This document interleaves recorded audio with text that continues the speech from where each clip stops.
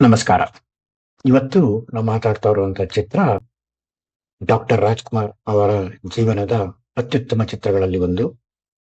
ದೊರೆ ಭಗವಾನ್ ನಿರ್ದೇಶಿಸಿ ಕೆ.ಸಿ.ಎನ್. ಗೌಡ್ರು ನಿರ್ಮಿಸಿದಂತಹ ಕಸ್ತೂರಿ ನಿವಾಸ.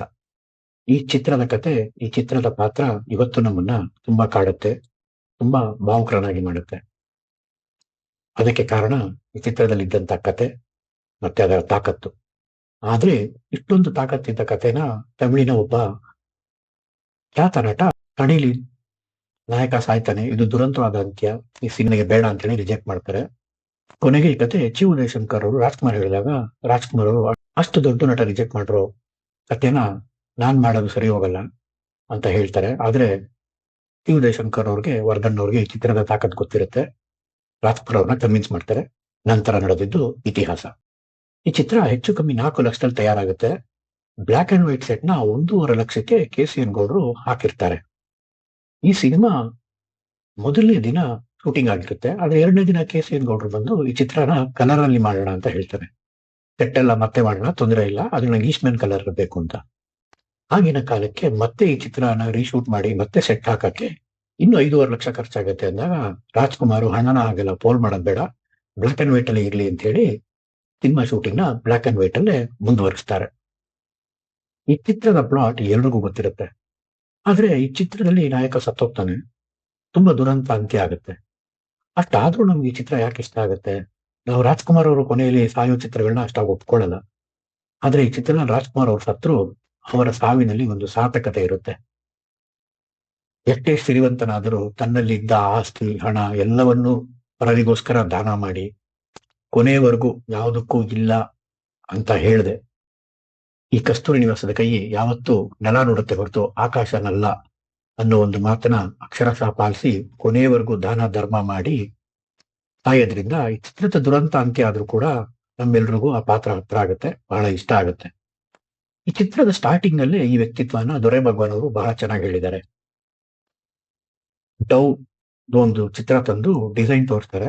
ರಾಜ್‌ಕುಮಾರ್ ಅವರು ಬೈತಾರೆ, ಡವ್ ಯಾವಾಗ್ಲೂ ತಲೆ ಎತ್ಕೊಂಡಿರ್ಬೇಕು, ತಲೆ ಬಗ್ಸಿದೆಯಲ್ಲ, ಇದನ್ನ ಬದಲಾಯಿಸಿ ಅಂತ. ಬಹುಶಃ ರಾಜ್‌ಕುಮಾರ್ ಅವರ ವ್ಯಕ್ತಿತ್ವ ಈ ಚಿತ್ರದಲ್ಲಿ ಕೊನೆಯವರೆಗೂ ತಲೆ ಯಾವತ್ತಕ್ಕೂ ಬಗ್ಸಲ್ಲ ಅನ್ನೋ ಒಂದು ಸಂದೇಶನ ಚಿತ್ರದ ಸ್ಟಾರ್ಟಿಂಗ್ ಅಲ್ಲೇ ಕೊಡ್ತಾರೆ. ಆಮೇಲೆ ಈ ಚಿತ್ರದಲ್ಲಿ ಡವ್ ಮತ್ತು ಈಗಲ್ 2 ಬ್ರ್ಯಾಂಡಿನ ಮ್ಯಾಚ್ ಬಾಕ್ಸ್ ಗಳಿರುತ್ತೆ. ಡವ್ ಅನ್ನೋದು ಶಾಂತಿ ಮತ್ತೆ ಸೌಂದರ್ಯನ ರೆಪ್ರೆಸೆಂಟ್ ಮಾಡಿದ್ರೆ, ಈಗಲ್ ಅನ್ನೋದು ಆಕ್ರಮಣಶೀಲತೆ ಮತ್ತು ಪ್ರಾಬಲ್ಯನ ಡಾಮಿನೇಟ್ ಮಾಡುತ್ತೆ. ಸೊ ಈ ಮೂಲಕ 2 ವ್ಯಕ್ತಿತ್ವಗಳನ್ನ ಹೇಳಿದ್ದಾರೆ. ಈ ಚಿತ್ರದಲ್ಲಿ ರಾಜ್‌ಕುಮಾರ್ ಅವರು ಹೆಂಡತಿನ ಕಳ್ಕೊತಾರೆ, ಮಗುನ್ ಕಳ್ಕೊತಾರೆ, ಮೇಯರ್ ಪದವಿ ಕಳ್ಕೊತಾರೆ, ಬಿಸ್ನೆಸ್ ಅಲ್ಲಿ ತುಂಬಾ ಲಾಸ್ ಆಗಿ ಹಣನ ಕಳ್ಕೊತಾರೆ. ಕೊನೆಗೆ ಅವರ ಮನೆ ಕಳ್ಕೊಂಡು ಗುಡಿಸ್ನಲ್ಲಿ ವಾಸ ಮಾಡ್ತಾರೆ. ಕೊನೆಗೆ ಅವರು ಆಡಿಸಿ ಬೆಳೆಸಿದ ಅವರ ಸ್ನೇಹಿತನ ಮಗುನು ಕಳ್ಕೊತಾರೆ. ಕೊನೆಗೆ ಅವರು ಗುಡಿಸಿನಲ್ಲಿ ಇರೋ ಪರಿಸ್ಥಿತಿ ಬಂದಾಗ ಜಯಂತಿ ಅವ್ರು ಬಂದು ಅವ್ರ ಹತ್ರ ಇರೋ ಪಾರಿವಾಳನ ಕೇಳ್ತಾರೆ. ಅದನ್ನ ಇಲ್ಲ ಅನ್ನಕ್ಕಾಗದೆ ಅವ್ರು ಪ್ರಾಣ ಬಿಡೋದ್ರಿಂದ ಈ ಚಿತ್ರ ಕೊನೆ ಆಗುತ್ತೆ. ಈ ಚಿತ್ರದಲ್ಲಿ ನಮಗೆ ನಿರಂತರವಾಗಿ ಕಾಡೋದು ರಾಜ್‌ಕುಮಾರ್ ಅವರ ನಟನೆ. ಅವರು ಸ್ಟಾರ್ಟಿಂಗ್ ಅಲ್ಲಿ ತೋರಿಸೋ ಆ ಒಂದು ಗತ್ತು, ಆ ಒಂದು ನಡಿಗೆ, ಆ ಒಂದು ಮ್ಯಾನರಿಸಮ್ ತುಂಬಾ ಚೆನ್ನಾಗಿದೆ. ಕೊನೆಯಲ್ಲಿ ಜಯಂತಿ ಅವ್ರು ಬಂದು ನನಗೇನೋ ಬೇಕು ಅಂದಾಗ ಕೃಷ್ಣನ್ ಫೋಟೋ ಮುಂದೆ ನಿಂತ್ಕೊಂಡು, ಪ್ರಭು ಅವಳು ಏನೇ ಬಂದು ಕೇಳು, ನನ್ನ ಹತ್ರ ಇರೋದನ್ನ ಮಾತ್ರ ಕೇಳಿ, ಈ ಕಸ್ತೂರಿ ನಿವಾಸದವರು ಯಾವತ್ತೂ ಯಾರಿಗೂ ಏನೂ ಇಲ್ಲ ಅಂತ ಹೇಳಿಲ್ಲ ಅಂತ ಹೇಳ್ತಾರೆ. ಆಗ ಅವರು ಕಣ್ಣಿನ ಮೂಲಕ ಅಭಿನಯಿಸೋದು ಥಿಯೇಟರ್ ಅಲ್ಲಿ ನೋಡಿದಾಗ ಮೈ ರೋಮಾಂಚನ ಆಗೋಯ್ತು. ಅಷ್ಟು ಚೆನ್ನಾಗಿ ರಾಜ್‌ಕುಮಾರ್ ಅವರು ಅಭಿನಯಿಸಿದ್ದಾರೆ. ಈ ಚಿತ್ರದಲ್ಲಿ ಇನ್ನೊಂದು ಪಾತ್ರ ರಾಜಾ ಶಂಕರ್ ಅವರು. ಅವರು ರಾಜ್‌ಕುಮಾರ್ ಅವರ ದುಡ್ಡಲ್ಲೇ ವಿದೇಶ ಪ್ರಯಾಣಕ್ಕೆ ಹೋಗಿ ಅಲ್ಲಿ ಕಲ್ತು ಬಂದು ಇವರಿಗೆ ಪೈಪೋಟಿಯಾಗಿ ನಿಂತ್ಕೋತಾರೆ. ಜಯಂತಿ ಅವ್ರನ್ನ ರಾಜ್‌ಕುಮಾರ್ ಅವರು ಮದುವೆ ಮಾಡ್ಕೋಬೇಕು ಅಂತಿರ್ತಾರೆ. ಆದ್ರೆ ಜಯಂತಿ ಅವರು ಇವ್ರನ್ನ ಮದುವೆ ಮಾಡ್ಕೋತಾರೆ. ಕೊನೆಗೆ ಮೇಯರ್ ಪದವಿ ಹೋಗುತ್ತೆ. ರಾಜ್‌ಕುಮಾರ್ ಅವರು ಬಿಸ್ನೆಸ್ ಅಲ್ಲಿ ಲಾಸ್ ಆಗುತ್ತೆ. ಇವರೆಷ್ಟೇ ಸಹಾಯ ಮಾಡ್ತೀನಿ ಅಂತ ಬಂದ್ರು ರಾಜ್‌ಕುಮಾರ್ ಅವರು ಕಸ್ತೂರಿ ನಿವಾಸದ ಕೈ ಯಾರಿಂದನೂ ಸಹಾಯ ಪಡ್ಕೊಳ್ಳಲ್ಲ ಅಂತ ಸ್ವಾಭಿಮಾನದಿಂದ ಇದ್ದು ಅವರಿಂದ ಯಾವ ಪ್ರತಿಫಲಾಪೇಕ್ಷೆನೂ ಬಯಸದೆ ಕೊನೆಗೆ ಅವ್ರನ್ನ ವಿಲನ್ ಮಾಡೇ ಸತ್ತೋಗ್ತಾರೆ. ಆದ್ರೆ ಈ ಚಿತ್ರದಲ್ಲಿ ರಾಜಾ ಶಂಕರ್ ಅವ್ರಿಗೆ ರಾಜ್‌ಕುಮಾರ್ ಅವ್ರ ಬಗ್ಗೆ ಒಲವಿರುತ್ತೆ.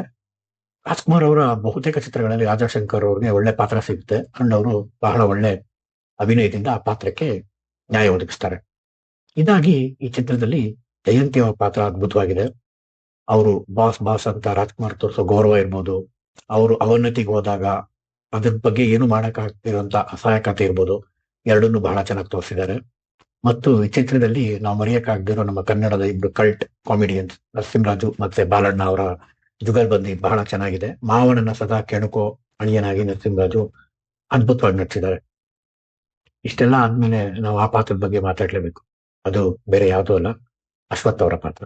ಅವರು ಈ ಚಿತ್ರದಲ್ಲಿ ಸದಾ ರಾಜ್ಕುಮಾರ್ ಅವ್ರ ಸೇವೆ ಮಾಡ್ತಾ ಇರ್ತಾರೆ. ಅವ್ರ ಮನೆ ಹಾಳಾಗಿ ಕೆಲಸ ಮಾಡ್ತಿರ್ತಾರೆ.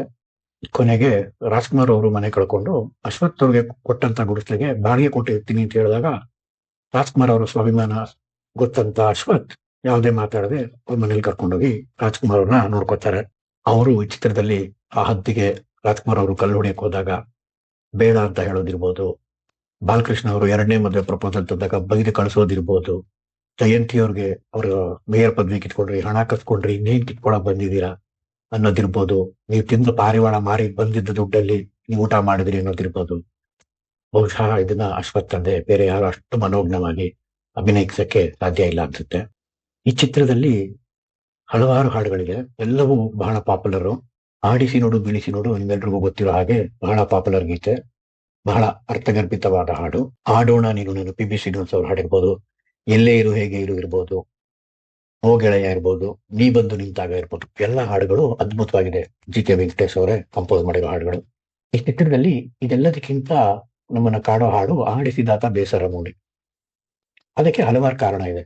ಪ್ರಪಂಚದ ಯಾವುದೇ ಚಿತ್ರರಂಗದಲ್ಲಿರ್ಲಿ, ನಟರು ಹಾವಭಾವದಿಂದ, ಆಂಗಿಕಾಭಿನಯದಿಂದ, ಕಣ್ಣಿನಿಂದ, ಕೈಯಿಂದ, ಬಾಡಿ ಲ್ಯಾಂಗ್ವೇಜ್ ಇಂದ ನಟನೆ ಮಾಡಿದ್ದಾರೆ. ಆದ್ರೆ ನನ್ನ ಕಾಲು ನಡಿಗೆಯಿಂದಲೂ ನಾನು ನಟಿಸಬಲ್ಲೆ ಅಂತ ಯಾರಾದ್ರೂ ಪ್ರಪಂಚಕ್ಕೆ ತೋರಿಸ್ಕೊಟ್ಟಿದ್ರೆ ಅದು ಡಾಕ್ಟರ್ ರಾಜ್ಕುಮಾರ್ ಒಬ್ಬರೇ. ಅವರು ಮಗು ಸತ್ತೋದಾಗ ಹೂ ಇಟ್ಬಿಟ್ಟು ನಡ್ಕೊಂಡ್ ಬರ್ತಾ ಇರ್ತಾರೆ. ಅವ್ರ ಜೀವನದಲ್ಲಿ ಸೋತಿರ್ತಾರೆ. ಮಗು ಸತ್ತಿರೋ ದುಃಖ ಅವ್ರನ್ನ ಅತೀವವಾಗಿ ಕಾಡಿರುತ್ತೆ. ಇಡೀ ಚಿತ್ರದಲ್ಲಿ ಅವರು ಒಂದು ಗತ್ತಲ್ಲಿ ಸ್ಟ್ರೈಟ್ ಆಗಿ ತಲೆ ಎತ್ತಿ ನಡೀತಿರ್ತಾರೆ. ಆದ್ರೆ ಮಗುಗೆ ಹೂವ ಇಟ್ಟು ಅವ್ರು ನಡ್ಕೊಂಡ್ ಬರ್ಬೇಕಾದ್ರೆ ಅವ್ರ ಕಾಲು ಸೊಟ್ಟ ಸೊಟ್ಟ ನಡೆಯುತ್ತೆ. ಸೊ ಆ ಹತಾಶ ಭಾವನೆನ ನನ್ನ ನಡಿಗೆಯ ಮೂಲಕನೂ ವ್ಯಕ್ತಪಡಿಸಬಹುದು ಮತ್ತು ನಡಿಗೆ ಮುಖಾಂತರನು ಅಭಿನಯ ಮಾಡ್ಬೋದು ಅಂತ ಯಾರಾದ್ರೂ ತೋರಿಸ್ಕೊಟ್ಟಿದ್ರೆ ಅದು ಡಾಕ್ಟರ್ ರಾಜ್ಕುಮಾರ್ ಅವ್ರು ಮಾತ್ರ. ಮತ್ತು ಈ ಹಾಡನ್ನ ಜಿ ಕೆ ವೆಂಕಟೇಶ್ ಅವರು ಟ್ರ್ಯಾಕ್ ಹಾಡ್ತಾರೆ. ಅದನ್ನ ಕೇಳಿದ ದೊರೆ ಭಗವಾನ್ ಅವ್ರಿಗೆ ಈ ಹಾಡು ತುಂಬಾ ಚೆನ್ನಾಗಿ ಹಾಡಿದಾನೆ ಜಿ ಕೆ ವೆಂಕಟೇಶ್ ಅಂತ ಹೇಳಿ, ಈ ಹಾಡು ನಿಮ್ದೇ ಇರ್ಲಿ, ಪಿ ಬಿ ಶ್ರೀನಿವಾಸ್ ಕೈಲಿ ಹಾಡ್ಸೋದ್ ಬೇಡ ಅಂತ ಹೇಳ್ತಾರೆ. ಆದ್ರೆ ಜಿ ಕೆ ವೆಂಕಟೇಶ್ ಅವರು ಒಪ್ಪಲ್ಲ. ಕೊನೆಗೆ ಅವ್ರನ್ನ ಕನ್ವಿನ್ಸ್ ಮಾಡಿ happy version P V Srinivas ಇರ್ಲಿ, ಇದು ನಿಂದೇ ಇರ್ಲಿ, ನೀನು ತುಂಬಾ ಭಾವಪೂರ್ಣವಾಗಿ ಹಾಡಿದ್ಯಾ, ನಮಗೆ ಬೇಕಾಗಿರುವಂತ ದನಿ ಇದೆ ಅಂತ ಹೇಳ್ತಾರೆ. ಈ ಹಾಡನ್ನ ಕೇಳಿ ಜಿ ಕೆ ವೆಂಕಟೇಶ್ ಅವರು ಅಕ್ಷರಶಃ ಈ ಹಾಡಲ್ಲಿ ಹತ್ತಿದ್ದಾರೆ ಅಂಡ್ ನಮ್ಮನ್ನು ಅಳಿಸಿದ್ದಾರೆ. ಮತ್ತು ಆಡಿಸಿದಾತ ಬೇಸರ ಮೂಡಿ ಈ ಸಾಲು ತುಂಬಾ ವರ್ಷಗಳು ಪಾಪ್ಯುಲರ್ ಆಗಿರುತ್ತೆ.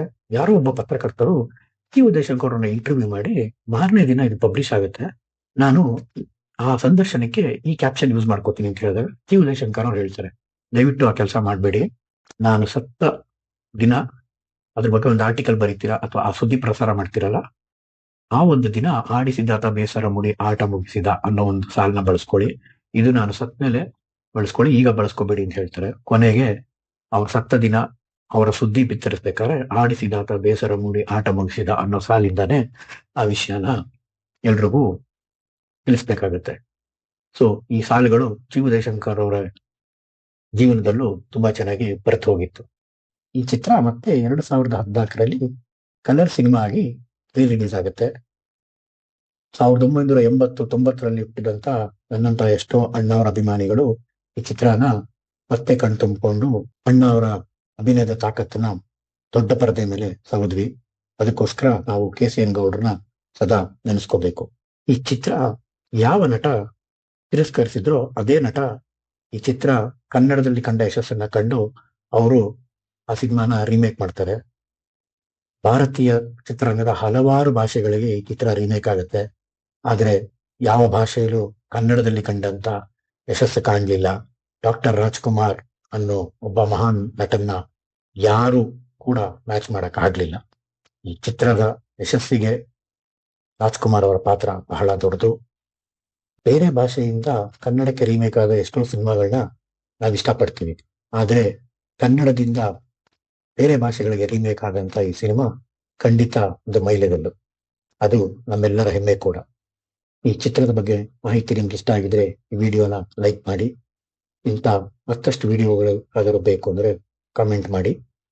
ಈ ತರ ಕಂಟೆಂಟ್ ನ ಇಷ್ಟಪಡೋರು ನೀವಾದ್ರೆ ಈ ಚಾನಲ್ಗೆ ಸಬ್ಸ್ಕ್ರೈಬ್ ಮಾಡಿ. ಧನ್ಯವಾದ.